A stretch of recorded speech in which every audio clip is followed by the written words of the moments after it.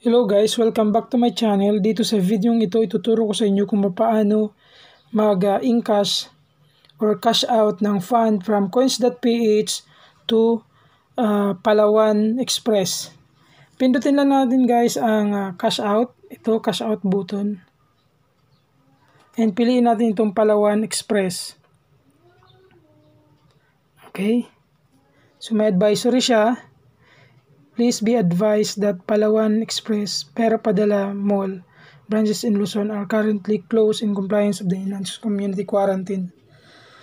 So, may mga bukas naman na wala sa mall, kaya makukuha niya ito at makukuha ito ng padadala. Okay, so dahil may charge itong 160, so ima-minus natin 21,082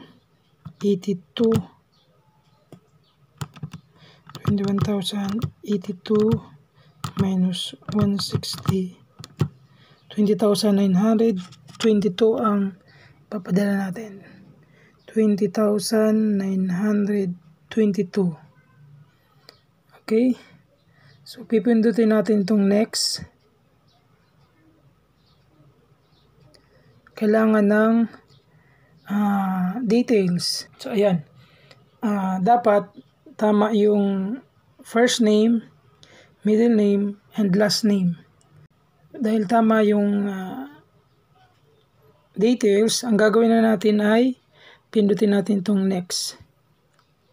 So ayan guys, makikita nyo, first, last name Hilya, first name Lini, full address, ayan, tapos recipient phone number,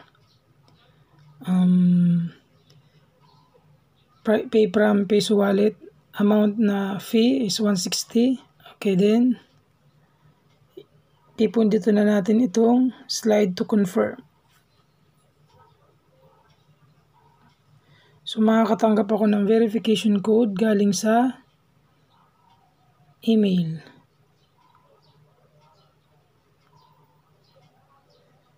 Ayan, kopyahin ko ang code.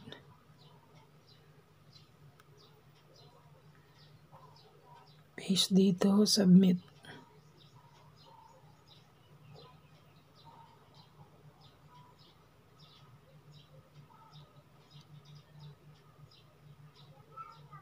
Antayin natin. Okay, estimated sabi dito 6 o'clock PM. So ayan guys. Okay, so antayin na lang natin na dumating ang confirmation na dito sa nakalagay dito sa payout sent.